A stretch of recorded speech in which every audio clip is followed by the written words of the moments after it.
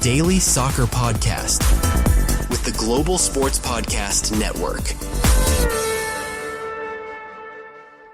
Hello and welcome back to the Daily Southampton, part of the Global Sports Podcast Network. My name is Greg Elliott, and as always today, joined by my good friend and wonderful co-host, Zach Ingo Finch.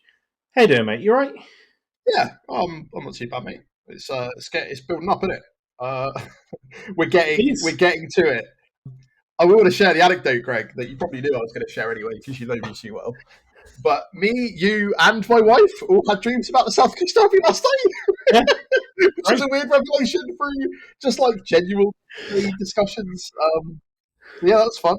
Mine ended up worse than yours. So I guess we'll have to give, on our match preview, we'll have to give our dream predictions and what our actual predictions are. And by dream predictions, not what we really hope is going to happen, what literally happened in our dreams. Because yours was mental, especially like the bubble stuff, which you can tell.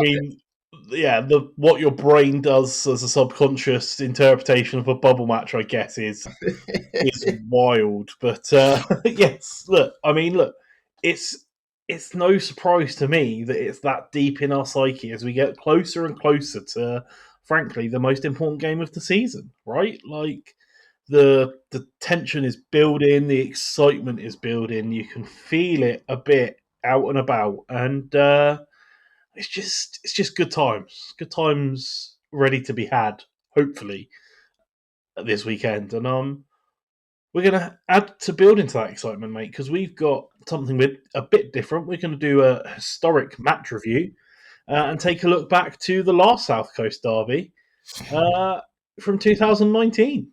And we've done stuff like this before. I remember we've gone back and seen what we were up to 10 years ago and gone through sort of the games and who's still here and who's not. And I think what's most alarming, mate, is that there are some players here which were quite. How do we still have a centre back pairing of it's changed now, but we almost still had a centre back pairing of Jan Bednarek and Jack Stevens almost 6 years on. Crazy, absolutely insane. But yeah, I guess let's start with that. Let's start with looking at the team lineups and how they were. So to reel off of a list of exciting names, mate, Yoshida's in there, one of your favourites, I know. Prowsey was in there. Romeu was electric in the game. One of the first highlights is him absolutely kicking one of the Pompey players straight up into the air. That was great. I enjoyed that. Him and Højbjerg, man, what a midfield pairing that was, right? He's still doing bits. It might be. It's more. I think Denmark played the second international game the other day, and I don't know. I doubt we'll talk about it if we do another international roundup, just because he doesn't play for us anymore. But I saw that he'd assisted both of their at least two of their goals from very dominant win. He's still around it, right? But yeah, it was a man. Just feels like yesterday, but yet also 6 years ago now. So do you think in 2031 we'll be sat here doing a podcast looking back at the partnership of Shea Charles and Flynn Downs and be like, man, what midfield? Mate, I genuinely don't know. I feel like all level of predictions went out the window. Barely surviving as a club, then ending up sort of 8th or whatever it was, getting high finishes, ending up in Europa, and then to where we are now, which is it's one of the weird things that really bothers me. Where we had the other day, I know this is a brief tangent, but we were talking about football heritage. And the idea of Jose Mourinho's football heritage being okay, so you're talking about something that happened 40 years ago. And when I occasionally mug off clubs and then people come to me, they're like, we won this trophy, blah, blah, blah. I don't really ever mention the Saints FA Cup win because it's pretty much before I was really, it's 20, 30 years before I was alive, right? And my point around the football heritage is you only sort of remember what's most recently happened. And that is how we're treated as a club now, is that instead of a very stable Premier League team, there's a lot of people that when they refer to Southampton are like, oh, you're a yo-yo team that goes up and down every year. And I'm like, we're in the Premier League for ages, what are you on about? But I guess that's what people remember. So in 10 years' time, mate, who knows? could well be. Or alternatively, it'll be like, yeah, Southampton had that player for like a year and then he went elsewhere. Like how Van Dijk just had a like stand named at his like childhood Dutch club, right? And I'm like, that was pretty cool. He played for us, wasn't it? But alas, back to this. But alas, back to this game. Yeah, I mean, look, it's some other names on the list, I guess. I've heard him referred to as like Saints' last proper natural goal scorer, Danny Ings. I don't know how much credit I put in that. I don't know if you can call Adam Armstrong's championship season unnatural.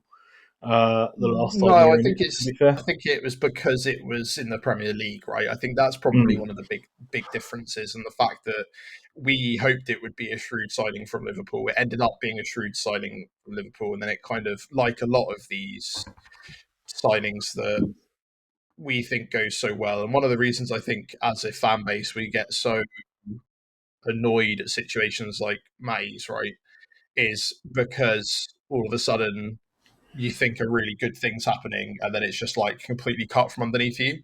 And then obviously I think at that time he was expecting to go to like a Champions League club, right? And then he ended up at Villa, who were not a Champions League club at that point. And is now dossed about and is now like at Sheffield United, I think is where he's at now.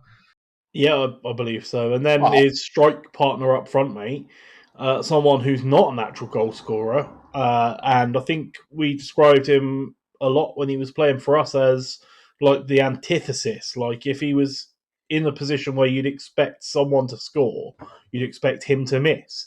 And if he was further out and in a position where he had no right scoring, half time it went in. And that's Shea Adams. Oh yeah, but like he's doing all right. Like we mugged him off the other day, mate. So then he decided to go around and score for Scotland. So like, hey, what the heck do we do? It's almost like we're just two lads that sit at home. We do consume a lot of football content, but sometimes things just go like that. But it does show you, I guess, how much not a lot really changed other than sort of the manager. There's a lot of this squad that I didn't expect to be so recent. Do you know what I mean? That's, I think, my biggest surprise from who played and who didn't, to be fair. Yeah, I mean, still in our squad from this team, Alex McCarthy started in goal, and Jack Stephens was an unused substitute, and obviously now our captain. So, I mean, it's crazy that there's even still some personnel. I mean, Alex McCarthy must have been old even then. He would have been, what, a tender 93 or something? Like... I don't know where the joke is now. I think we're in the thousands. We're gonna have to pull it back and just say we've got a little bit of amnesia or something. But I was having a look. Michael Obafemi, mate, now plays for a Bundesliga 2 team. He's currently there on a season-long loan from Burnley because he's still technically a Burnley player and has been on loan the last 3 seasons in a row from Millwall to Plymouth to now a Bundesliga 2 team, VfL Bochum. And like that's what I mean. Nathan Redmond is still playing football and is a free agent. I was looking before here. The amount of people I have seen listing that free agents list, like who would we take, Saints fans? Shall we sign up Redmond and Romeu? And I'm like, no, we shouldn't. Yeah, but like we're part of the problem because the fact that I sit there, Greg, and then I'm looking up where Sofiane Boufal is now, and I'm like, oh, he's playing in Belgium. Oh, Boufal's in the German Bundesliga too. Like and you can't say that you're not the same either because you're like, yeah, I accidentally made an FPL team out of ex-Saints and they're bad, and I'm like, oh, no way. So I recognise those names, and you're like, yeah, but they're not with us, not because of it depends who goes really, but. Yeah, Jan Valery, another name on that list, who plays for Sheffield Wednesday. What a credible, incredible time. And as much, to be clear, as much as we mug off Danny Ings, I loved him this game. This was the game, Greg. Yeah. This was the game where there was a lot of build-up and nerves for me because I was getting married in November of that year. So it was really a night for me to like sort of let my hair down. I didn't go to the game, but I watched it at home. I watched it I got a noise complaint from my neighbour, like folded up and posted through the door. And I think I really took her aback by the fact that I went over and apologised. And I think that you know how you really love those like socially awkward interactions, yeah. One of those sort of moments where I went, "Oh, I'm so sorry. Like it's just because of this reason." Tried to explain it, and then she was just like, "Oh, I really hope you would have just shut up and never spoke to me again." I was like, "Well, you know, you did post a note, and it did say a lot of loud swear words in there, and I was also saying a lot of loud swear words." But yeah, I remember this game extremely fondly. I remember the players extremely fondly. You know, little Cedric, who I don't even know where he is now. Is he still at Arsenal? Surely not. I don't know, man. Look, we'll Yoshida find put out out. a message as well because he said that obviously he got to play in this game and understood how much it meant to the fans and wished us all luck. So it's building, it's good. But yeah, let's actually talk about the game. Right, but yeah, I'm look, gonna stop sending you on tangents. Let's move on from lineups and get into the game. But first, let's have a message from our partners at Bioniq. Your body is unique, and Global Sports Podcast Network has partnered with Bioniq, the world's most personalised supplements. Bioniq provide 100% tailor-made supplements designed to deliver precisely what your body needs at exactly the right levels to optimise your health. No guessing. So click for a link in the show notes. Use the code GSPN2025 for 40% off your first month's subscription. Bioniq. Don't settle for off-the-shelf solutions made for just anybody. Get what's right for you right now. Okay, mate, and we are back. Let's get to it. Let's talk about the game. And you know what? Considering at the time there was a 2-league gap, right? It was very much coming together of two teams in very different places in their journey. Pompey came out and really gave it a go, right? Like they were on top for the first 15, 20 minutes. They were making a game of it. Yeah, but then it was like the first 15, 20 minutes on it. And then after that, we just had to wait it out, right? And then, as you pointed out, Romeo made a bit of a cracking tackle, probably scared them all off a little bit. I mean, my notes from the game are literally Pompey are on top somehow. Romeo stepped up, kicked Pompey lad into Rosed, and McCarthy made an incredible save from a corner. And then we got going and turned it into a game. It's a derby, right? It's going to start off that level. It's whether it ends that level is the kind of crazy thing about it. And it's like we were, I think, on a bit of poor run at form at the time anyway. Like, I think we just lost to the people that tried to pretend they were our South Coast rivals at the time, which is Bournemouth, which is always highly enjoyable.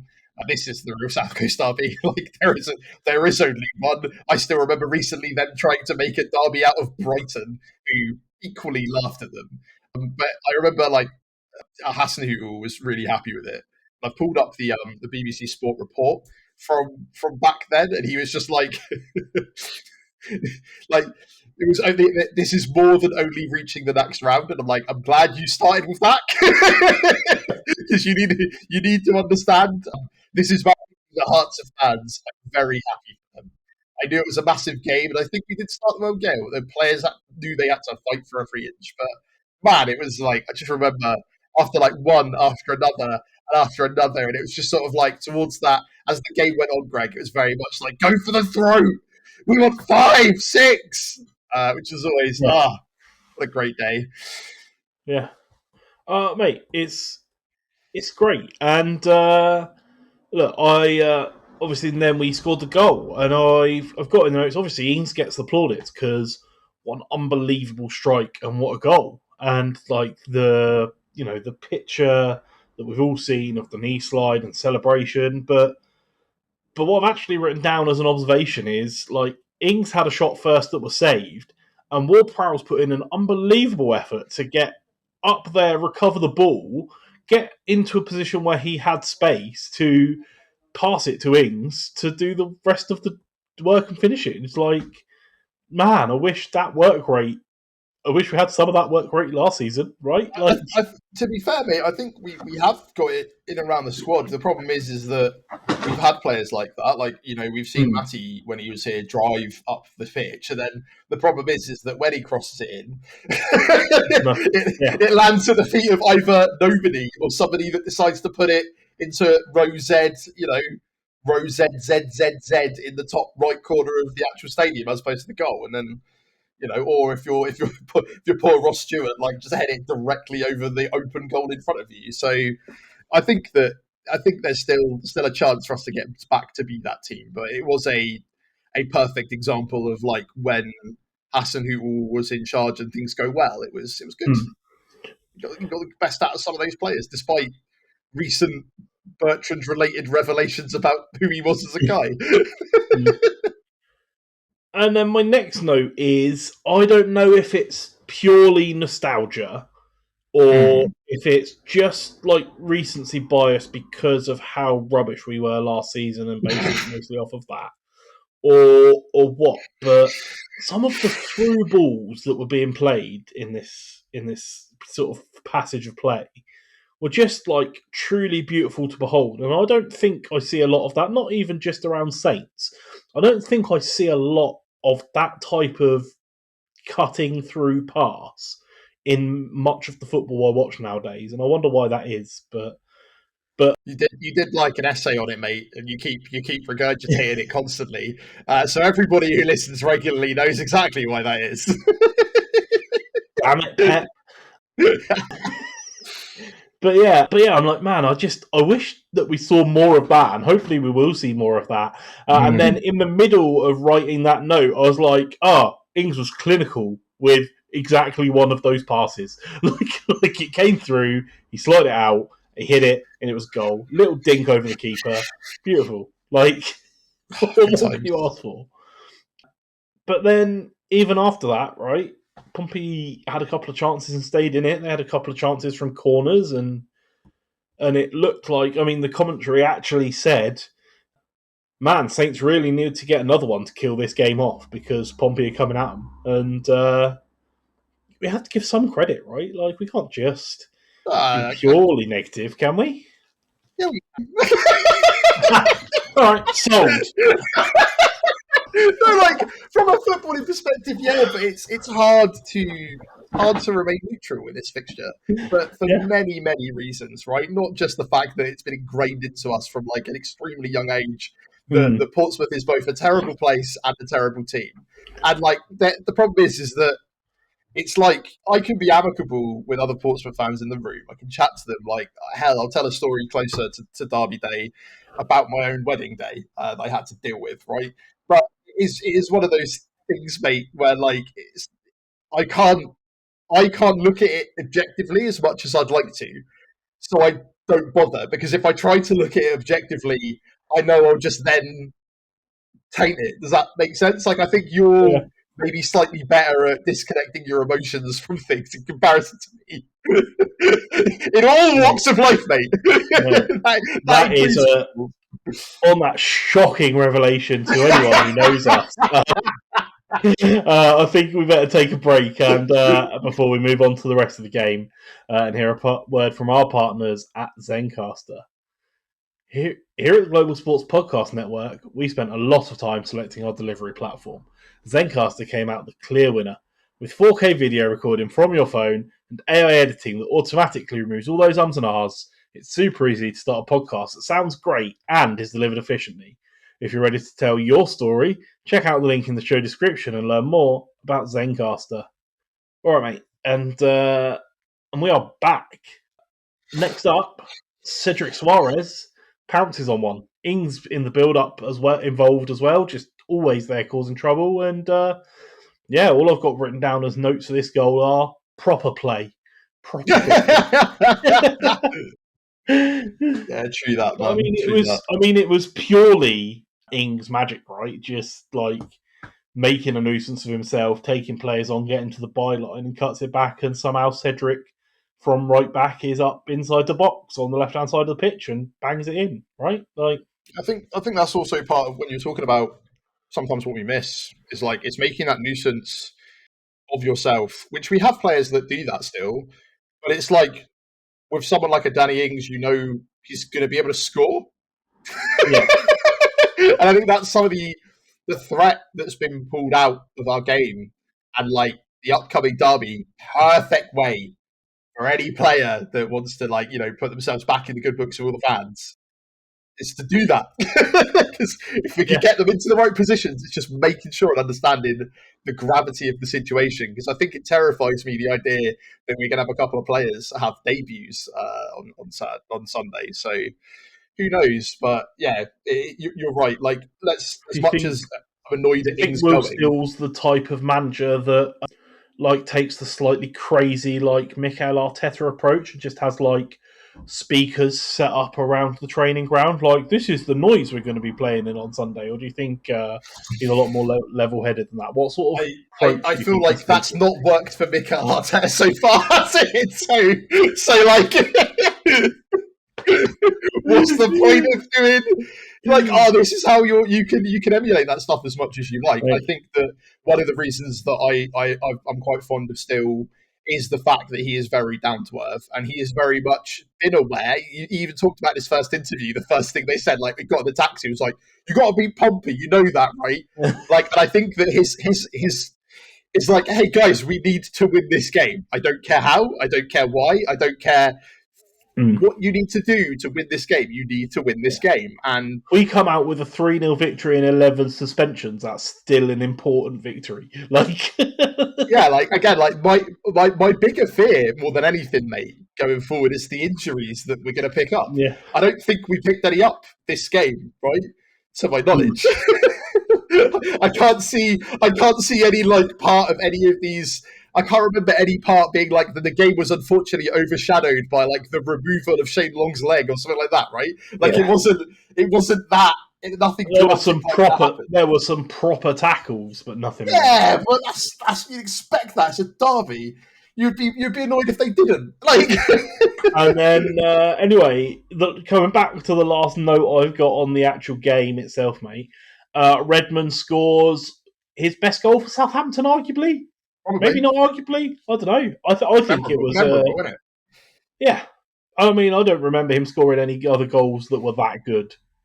Frankly, it was unbelievable. He just out of nothing created it himself, did all the work, buried the ball in the net against Pompey. What more can you ask for, right? What a way to mate. Some of our current team are on the verge of making themselves absolute heroes on Sunday, right? Yeah, that's the there's a lot of fear and anxiety and thinking about it, because if it wasn't the case, we wouldn't be having weird dreams that are trying to sort it out, right? My wife would be getting secondhand dreams from how much I'm talking about it and thinking about it, and how half of the social media feeds that I have open at any given time have just got people taking the mick out of Portsmouth fans, and then vice versa, and then our fans throwing it back. It's not just our fan base either. All of the football transfer websites and footy news websites are stuff's building, something's going to happen, it's going to be a big one. Also, this was a big difference where that was a cup game. This is in the league as well, right? Yeah. And that's a big difference. And I think that when you discussed, what game should we do? I was like, well, let's go to most recent memory.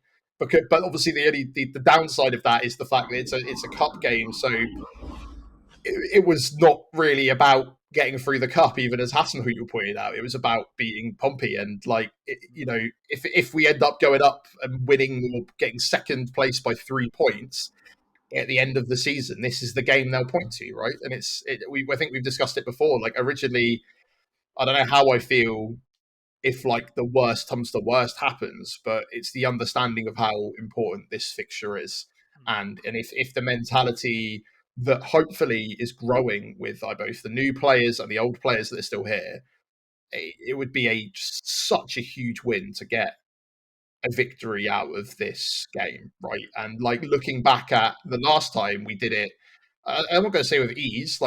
Portsmouth gave it a go, but clinically we scored 4 goals, mate, in their own backyard after drama such as Luna the horse taking a bit of fisticuffs to the face. absolutely, people. I was listening to a completely separate true crime podcast that's talking about mad news stories that they read the other week, and they mentioned that incident, but couldn't remember why. And I was just like, no matter what I do, all I think of and hear of now is the South Coast Derby until it's done. And not only that, mate, it's not the only one happening for the next 20 years. This is going to happen again. Yeah, this within the next 6 months, it's insane. But I mean, after these two, home and away, it could be the only one for the next 10 years, right? That's completely in the realms of possibility. Yep. From how crazy the championship, frankly, from either way, nothing's guaranteed at all. We could go up, we could go down, they could go down. It's crazy. Well, I'm sorry. I felt like a visceral shudder then. No, I'm not saying it's going to happen. We're not Luton. Look, it's fine. We're going to win the league, and our undefeated game streak of the season starts on Sunday. It's fine, mate. That's fair. That's a great idea. Let's bring it back to the normality that we expect, the level-headed approach from this podcast. But, I just, looking back at that game, it shows you both how far we've come, how far we've fallen, how different everything is, but also how the same everything is. Alex McCarthy potentially starting a goal again 6 years down the line is insane. Not happening. Baz is going to be first. Yeah, but Baz used to play for Pompey. He's like the only player in the last 15 odd years that played for both clubs because the rivalry's that vicious. Could you imagine though, a Southampton player now going over to play to Portsmouth, like the whole Ipswich Norwich thing, right? The guy who went over from Norwich to Ipswich. I just don't think that could happen between our clubs, ever. And again, that's a testament to I guess how important this derby is. I guess Baz gets away with it, right? Because it was only a loan spell, so it's. He wasn't our player at the time, right? He was on loan from City, so I guess, but it's still weird, and I still think it would be weird to put. I don't know. We'll have all of that in our match preview, mate. But this is a review of a match now, almost 5.5 years ago, that was incredibly instrumental into how we're gonna feel going into Sunday, still throwing me off. So yeah. I don't know, Greg. It's a blast from the past. How many things have changed? How many things are different?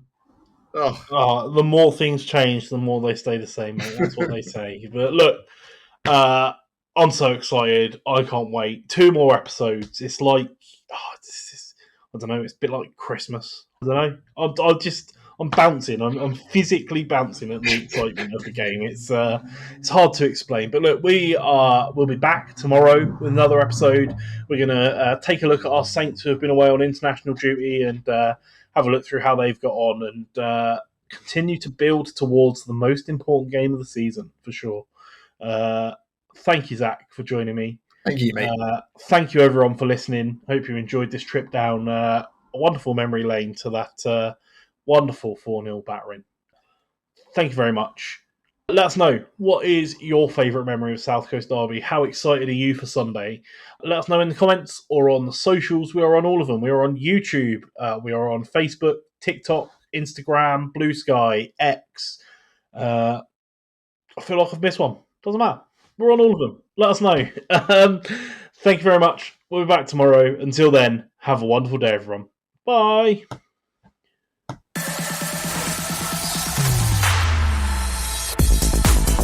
Your daily soccer podcast with the Global Sports Podcast Network.